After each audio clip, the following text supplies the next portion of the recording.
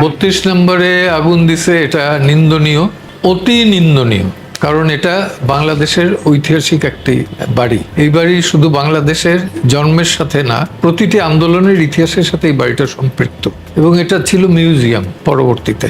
সেইটাতে তার বঙ্গবন্ধুর চশমা ছিল, আমারও একটা ছবি ছিল, গ্রুপ ছবি। করাচিতে যখন আমরা ছাত্রলীগ করছি তখন উনি গেছিলেন 69-এ। তো এই যে ছবিগুলো সব ছবি, তার যুক্তফ্রন্টের সময় উনি যে মন্ত্রিসভায় শপথ গ্রহণ করছেন সেই ছবি, বই, হাতে লেখা কাগজপত্র, চিঠিপত্র, বিভিন্ন সময় সারা উপমহাদেশের শিল্পীরা আসছেন, ফিদেল ক্যাস্ট্রো। স্বাধীনতা 71-এ হয়েছে, বাংলাদেশের স্বাধীনতা 71-এ হয়েছে। আর কোন মুক্তিযুদ্ধ, আমি তো আমার সামনে এখনো তো আসে, যারা বেঁচে আছে তারা আসেন। কাউকে জিজ্ঞেস করেন তো যে একটা গাড়ি বাড়ি বা পেনশন পাবে, এর জন্য মুক্তিযুদ্ধ করছে কিনা? আদৌ না। কেউ বাঁচবে কিনা সেইটা চিন্তা করে না। সামনে ছিল একটা, বাঁচতে হবে, মারতে হবে এবং দেশ স্বাধীন করতে হবে। বাঁচতে হবে নিজের, এবং পাক হানাদারদের মারতে হবে এবং দেশটাকে স্বাধীন করতে হবে, মুক্ত করতে হবে। আমার এই বাহাটুতে গুলি লাগা ছিল। এটা যদি ওই স্টেইন গানের গুলি না হয়ে যদি 303 হইতো, তাহলে আমার তো এখানে গ্যাংরিন হইতো। 53 বছর পরে কেন মুক্তিযোদ্ধা সার্টিফিকেট বিতরণ হবে? কেন যাচাই বাছাই কমিটি হবে? যারা ক্ষমতায় আছে তাদের তো তারা কি চায় এটা তো আজকে পর্যন্ত আমিই জানি না। জনগণ জানবে কোত্থেকে? এদের তো রাজনৈতিক বিশ্বাসটা কি, নীতি কি, আদর্শ কি, এটা তো জনগণকে জানতে হলে পরে জনগণ তারপরে সমর্থন দিল কি দিল না। মুক্তিযোদ্ধা সনদের জন্য যুদ্ধ করছে এরকম একজন মুক্তিযোদ্ধা এনে আমাকে দেখান। মুক্তিযোদ্ধার সামনে তখন ছিল 3টা। একটা হলো নিজের বাঁচতে হবে, বাঁচতে হইলে পরে শত্রুকে মারতে হবে, 3 হইলো দেশটাকে স্বাধীন করতে হবে। এই 3টা ছিল একটা মুক্তিযোদ্ধার কাছে টার্গেট। সে কখনো চিন্তা করে নাই যে সে জীবনে বাঁচবে এবং একটা ওই সার্টিফিকেট এবং ভাতা বা পাবে। আমার অনেক বন্ধু বান্ধব মারা গেছেন এবং এদের কেউ আজকে আর স্মরণও করে না, শহীদদের কেউ স্মরণ করে না। তাদের কেন তালিকা হয় না? তপন, আমার ক্লাসমেট, আমার খুব ঘনিষ্ঠ বন্ধু শাহাবুদ্দিন তপন, বিএম কলেজের স্পোর্টস সেক্রেটারি ছিল। 26শে এপ্রিল 71 সালে সে মারা গেছে, শহীদ হয়েছেন। তার নামে একটা রাস্তাও নেই বরিশাল শহরে। তো এরকম বহু মানুষ আছেন। এক অ্যাডভোকেট আছেন বাবু জিতেন্দ্রলাল দত্ত, তিনি শহীদ হয়েছেন। তার ছেলে আমার বন্ধু শ্রীপান্থ, সেও শহীদ হয়েছে অনেক, অসংখ্য মানুষ। তার ভেতর এক বিএম স্কুলে এখানে ছিলেন কাঞ্চন ভাই, তার নামে একটা পার্ক হয়েছে। এই যা পাকিস্তান আমল থেকে মামলা হয়েছে। 67-এ মামলা হইলো অ্যাটেম্পট টু মার্ডার কেসে, সিমিলার। 68-এ আমার রাস্টিকেশন হয়। করাচিতে গেলাম 69-এ 21 ফেব্রুয়ারির জন্য একটা শহীদ মিনার তুলতে গেলাম। ওইখান থেকে পুলিশ তুলে নিয়ে গেল, একদম তুলে নিয়ে 21 তারিখ সকালে ছেড়ে দিছে যাতে শহীদ মিনারটা তুলতে না পারি। তার পরবর্তীতে 75-এর পরে অ্যারেস্ট হলাম, 27 মার্চ ছিলাম 17টা মামলা নিয়ে। তো এইগুলো আমার খুব একটা পীড়া বা দেয় তা না, বরঞ্চ এখন আমার পিতামাতা যদি জীবিত থাকতেন তাইলে অনেকটা সামাল দিতে পারতেন। কিন্তু আমার স্ত্রী বা আমার কন্যারা এরা এই ধরনের রাজনীতি বা এটা দেখে না। তারা একটু বিচলিত হয়।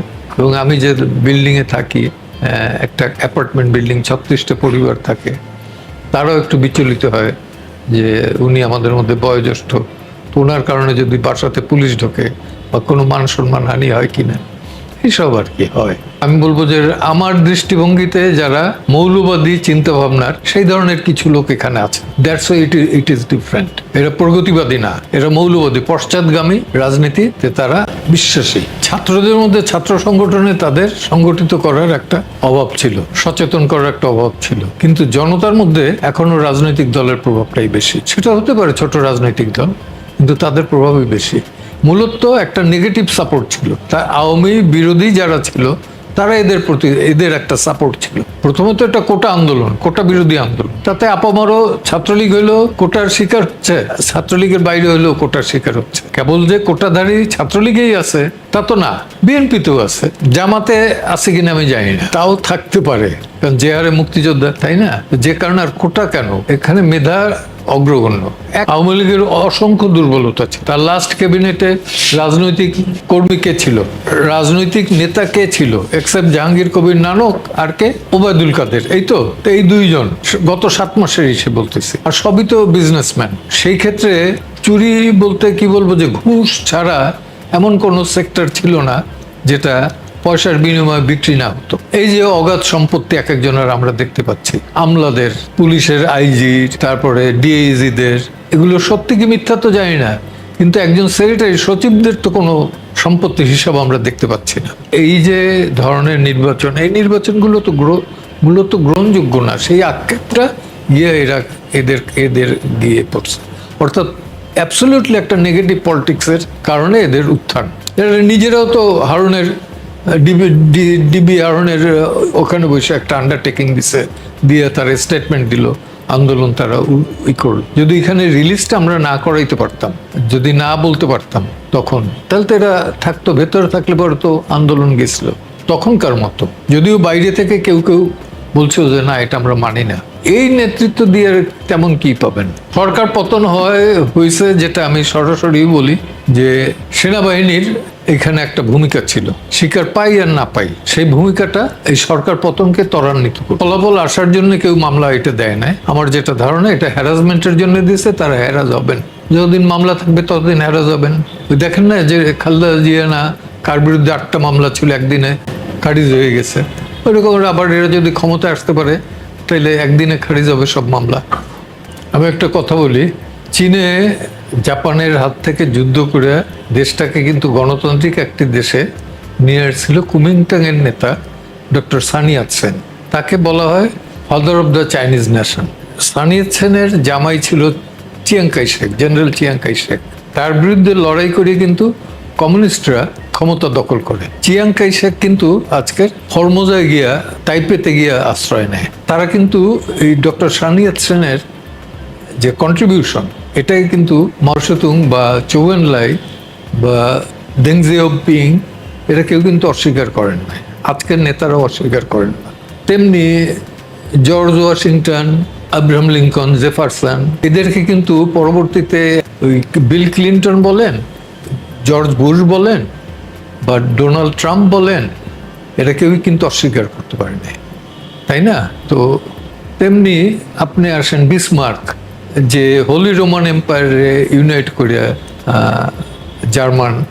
জার্মানিকে ইউনাইট করে, এরপর বহু ইতিহাস গড়াই গেছে, কিন্তু বিসমার্ককে তারা কিন্তু ভোলে নাই।